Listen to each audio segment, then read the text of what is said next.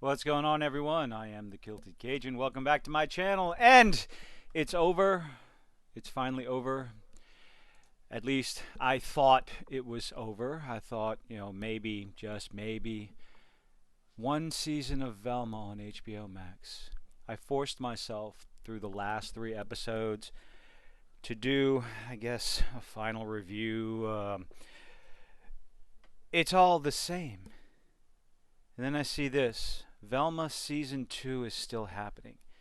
I've heard mixed reports that it was still happening, that it was in the works, and I've heard reports that it was all done, like both seasons were complete and they just split it into two and whatever. So I'm not sure, but so far, Velma's getting a Season 2, and I just don't understand why. The last 3 episodes, well, from the Fog Fest to it's just one thing after another. Episode 7 was Fog Fest.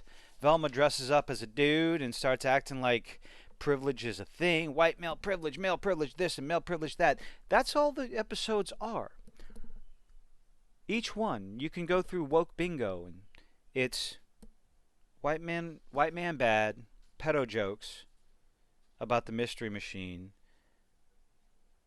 In episode 8, it shows Velma is just a horrible child, just an absolute horrible child before her mother is even kidnapped.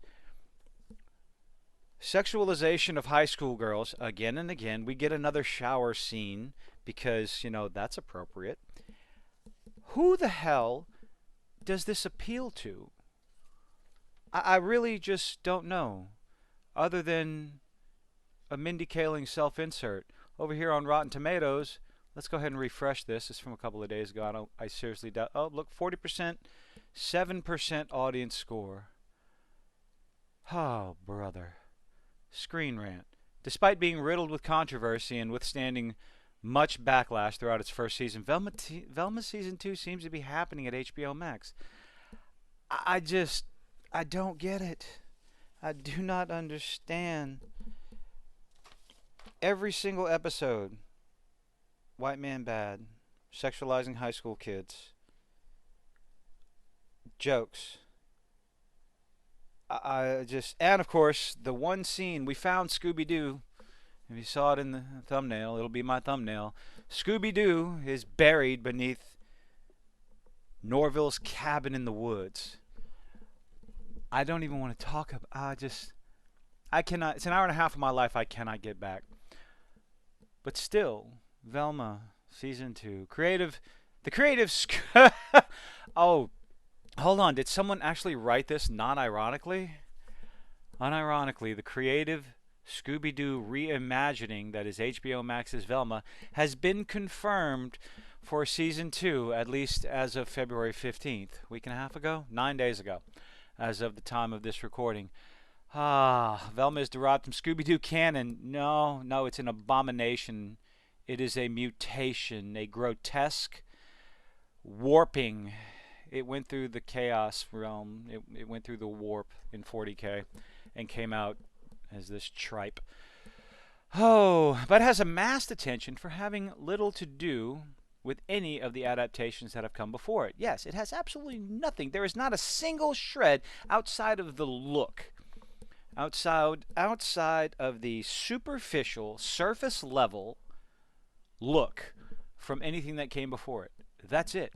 Although it does pays homage. This is a joke, right? Screen Rant. Aaron Johnson, did you write this to be serious? Okay, back on track. Although Velma pays homage to its beloved Scooby-Doo origins, no it doesn't, not even a little bit, the considerable backlash geared towards the series keeps Velma rooted to criticism and excessive hate. I don't think it's excessive. I genuinely I do not believe the disdain towards this series and Mindy Kaling and HBO Max and whoever is involved. I do not think it's excessive.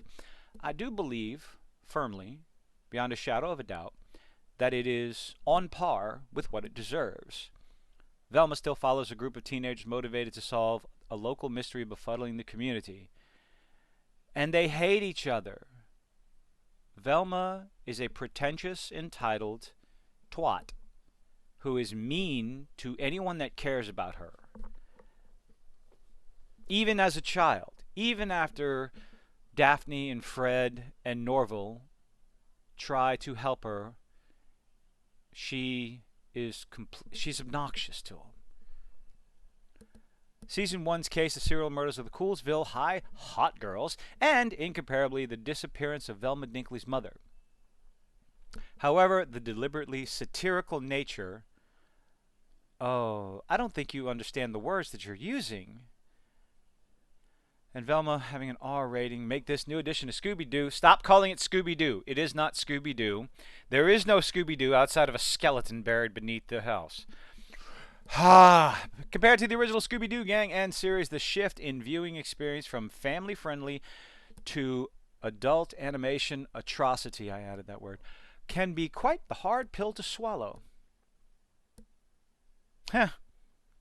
Well, calling Velma Season 1 HBO Max's most watched animated show, I don't think that's saying much. How on earth? Oh, good Lord. Despite Velma's many striking distinctions from Scooby-Doo, all of them, everyone is trying to spin this. The mainstream is trying to spin this show to look not as bad as it actually is. Controversial new series has become HBO Max's most watched animated show. What other animated shows are there on the service? Which may explain reports of Velma Season 2 happening. This makes my soul die inside every time I read it. There are also many reasons as to why curious followers who have grown with the Scooby-Doo franchise may have been drawn in droves to contribute to this massive debut. The most obvious and shocking adjustments in Velma is perhaps the major changes to the Scooby-Doo gang. You're going to put out a show that people hate. I cannot... Who knows? Maybe it's true. Maybe this is a Howard Stern scenario where the 3 people that actually like the show are tuning in to see what's next, and the 300 million, okay, that's an exaggeration, the 300,000 people who hate this show are tuning in to see what the hell happens next. I don't know. 7% on Rotten Tomatoes. CBR.com, how Velma can improve with a second season. Flush it down the toilet. That's an idea. HBO Max's Velma struggled through its first season because it was crap. But like many TV comedies before, this is not comparable to anything that came before it. How? The show can still find its footing with a second season. Last few episodes showed some potential. No. It repeated the same jokes over and over again. I just showed some potential. One of Velma's biggest problems in the first season was its lack of commitment to story threads. I'll actually disagree on that part. It committed to the story. I'll give Velma a compliment. I can't believe this. The end of, like, when they solve the mystery of who the murderer is in this show, it actually makes sense from, if you watched from the beginning to the end. It's Fred's mom, by the way. Ooh, spoiler. She plants the bodies to set up Velma as the murderer, but when Fred is convicted, she kills another random girl from high school while he's in prison in order to exonerate him. And the different reasons behind it, I mean, that's the closest thing to a coherent ABC storyline that this show pulled off. And it's about the only compliment I can give it. There's not much. I don't think there's much that they could do with continuing the storyline to make this show any better, because it will likely have the same writers. Mindy Kaling will still be behind it as a self-insert, and Velma will still be an insufferable twat. I suffered through it. I was actually looking for a woke bingo card because, man, one episode after another, it was won't be under as much scrutiny. Hold on. I thought I was done with this. Another advantage that the second season of Velma would have over the first would be less online uproar to contend with. So, are you saying that because no one's going to be watching it, it will do better? Because that's what it sounds like. There's no shortage of online reviews and videos calling it the worst show ever made. While this could have led some viewers to watch Velma out of morbid curiosity because we're sick individuals, others just ran with the narrative and didn't give the show a fair shake. With the second season, more viewers may decide to give the show a chance. Ooh, probably not. Especially if the intense criticism dies down. No, no, that's just it. No. I mean, I forced myself to watch the last 3 episodes and actually start talking about it again and again because of all the news coming out about it, the piss poor writing, the bad jokes, and the uh, sexualizing high school students. Okay, sure. One major source of criticism facing Velma is how little it justifies its connection to its source material, often feeling more like a generic high school comedy than a Scooby-Doo prequel. Well, because it's not a Scooby-Doo prequel. However, Velma's season finale does leave some hope that fans might be getting a better version. Huh? How? Explain that, please. The end of season 1 sees Fred with a half-painted version of the Mystery Machine. Okay. And a goal of investigating supernatural occurrences. Okay. Velma, on the other hand, finishes the show with a call to action to become a detective. This, coupled with the teasing of Scooby's potential inclusion. Really? I must have missed that part, because the last thing I saw at the end of the episode were all 4 kids hating each other.